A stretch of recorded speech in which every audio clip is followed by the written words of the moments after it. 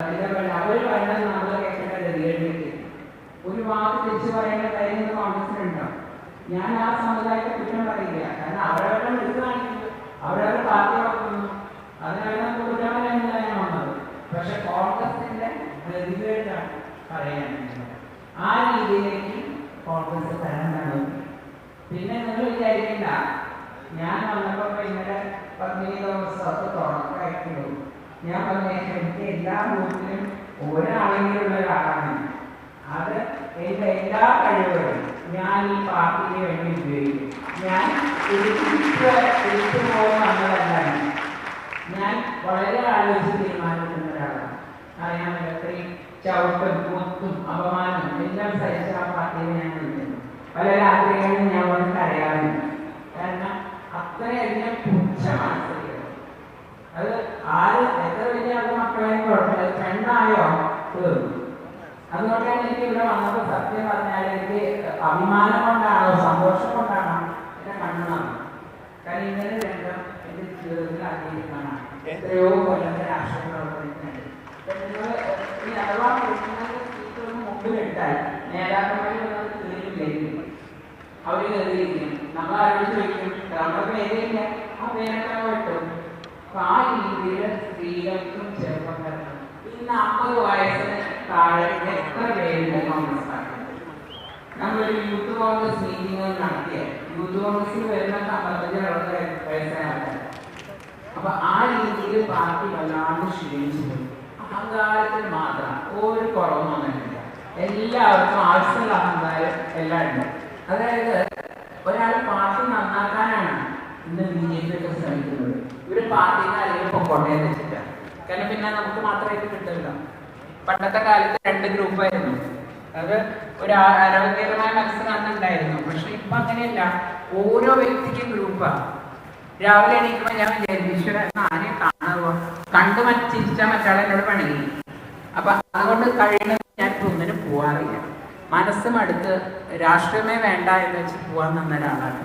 പക്ഷെ കുറെ കാലങ്ങളായി സത്യം പറഞ്ഞാൽ പൊതുജീവിത കാര്യങ്ങൾ, വികസന കാര്യങ്ങൾ അദ്ദേഹം അവരെ മാത്രമല്ല ഉണ്ടാക്കിയിരുന്നത്. നമ്മൾ പറയാൻ നിന്നാൽ ഒരു ദിവസം ഇവിടെ ഉണ്ടാവും അദ്ദേഹത്തിന്റെ വികസന പ്രവർത്തനങ്ങൾ. ഈ വികസന പ്രവർത്തനം നടത്താൻ വേറെ ഒന്നിനോടും ആഗ്രഹമില്ലാത്ത, എന്താ പറയുക, നമുക്ക് കുടുംബം കുട്ടികളൊക്കെ പറയുമ്പോൾ നമ്മൾ ചെറിയൊരു പക്ഷെ അദ്ദേഹത്തിന് അറിഞ്ഞില്ല. അദ്ദേഹത്തിന്റെ കുടുംബം എന്നുള്ളത് ഭാരതമാണ്. ഇപ്പൊ ഭാരതത്തിന് വേണ്ടി എന്ത് ചെയ്യാൻ പറ്റുമെന്നാണ് അദ്ദേഹം അറിയുന്നത്. അതിൽ ആകർഷ്ടയായിട്ട് തന്നെയാണ് ഞാൻ വന്നത്. ഇനി ആരോടും എന്നോട് എന്തിനാ BJP വന്ന് ചോദിക്കേണ്ട, അതിനുള്ള ഉത്തരമാണ് ഞാനിവിടെ പറഞ്ഞത്.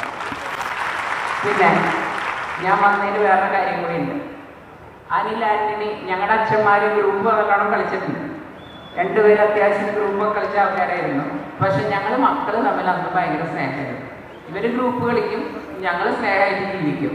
അപ്പം ഞാൻ തൃശ്ശൂർ നിൽക്കുന്ന സമയത്ത് അനിൽ ആന്റണി ഞാൻ വിളിക്കാതെ എനിക്ക് വേണ്ടി വർക്ക് ചെയ്യാൻ വന്ന ഒരാളാണ്. അതുകൊണ്ട് ആദ്യം വരുന്നത് അനിലിൻ്റെ അടുത്തേക്ക് ആവണം എന്നെനിക്ക് ആഗ്രഹം ഉണ്ടായിരുന്നു.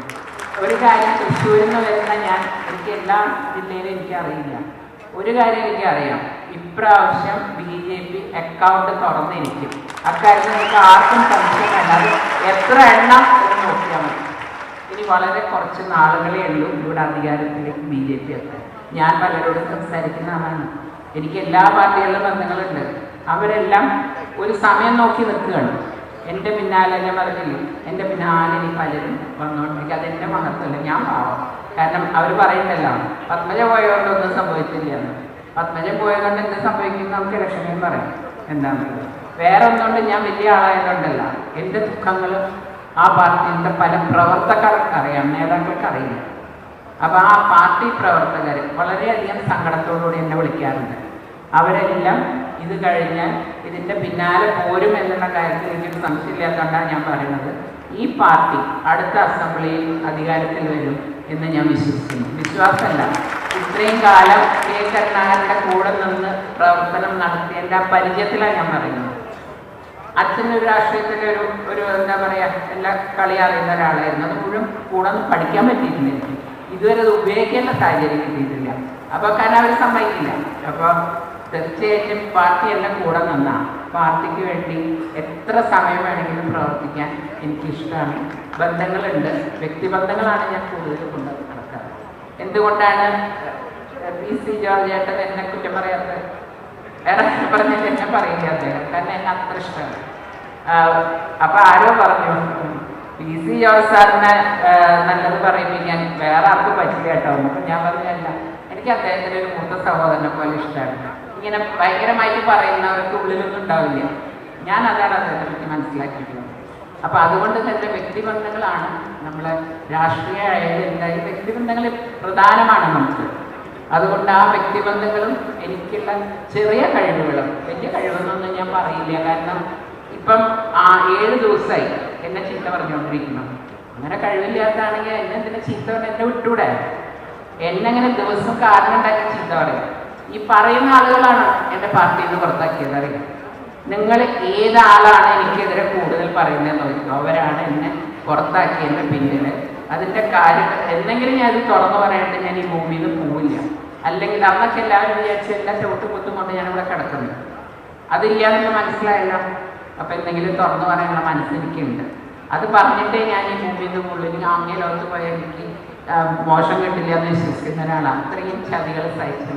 എൻ്റെ അച്ഛൻ സങ്കടപ്പെട്ടും കരഞ്ഞുകൊണ്ടാണ് ഈ ഭൂമിയിൽ നിന്ന് പോയത്. എത്രമാത്രം അപമാനം എൻ്റെ അച്ഛൻ സഹിച്ചിട്ടുണ്ടെന്ന് എനിക്കറിയാം. അപ്പോൾ ഇതെല്ലാം വെച്ചുകൊണ്ടാണ് ഞാൻ പറഞ്ഞില്ലേ, എൻ്റെ അച്ഛനൊരിക്കലും എന്നെ ക്ഷമിക്കില്ല.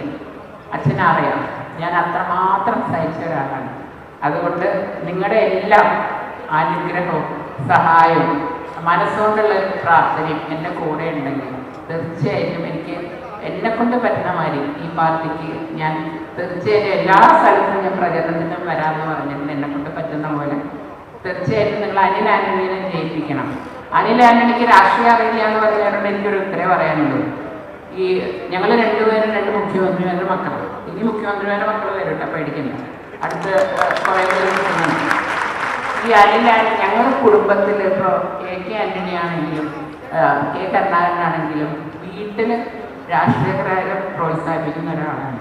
ഞങ്ങൾ കണ്ടുപഠിച്ചത് വീട്ടിലെ രാഷ്ട്രീയമാണ്. ഞാൻ ജനിക്കുമ്പോൾ എൻ്റെ പിതാവ് MLA ആണ്.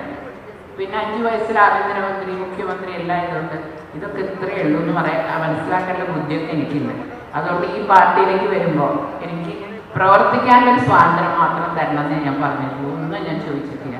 കാരണം എല്ലാ ഉയർച്ചയ്ക്കും ഒരു പതനുണ്ട് എന്ന് വിശ്വസിക്കുന്ന ഒരാളാണ്. അപ്പം അതുകൊണ്ട് ഞാൻ എന്തെങ്കിലും ചോദിച്ചിട്ടാണ് എന്നുള്ളതെന്നുള്ള ആരും വിചാരിക്കേണ്ട. നിങ്ങളുടെ കൂട്ടത്തിൽ നിങ്ങളുടെ ഒരാളായിട്ട് ഞാനുണ്ടാവും. ഞാൻ പറയും 9 വയസ്സ് തൊട്ട് 90 വയസ്സുകാരുടെ പത്മേച്ചിയാണ് ഞാൻ, നിങ്ങളുടെയും പത്മേച്ചിയാണ്.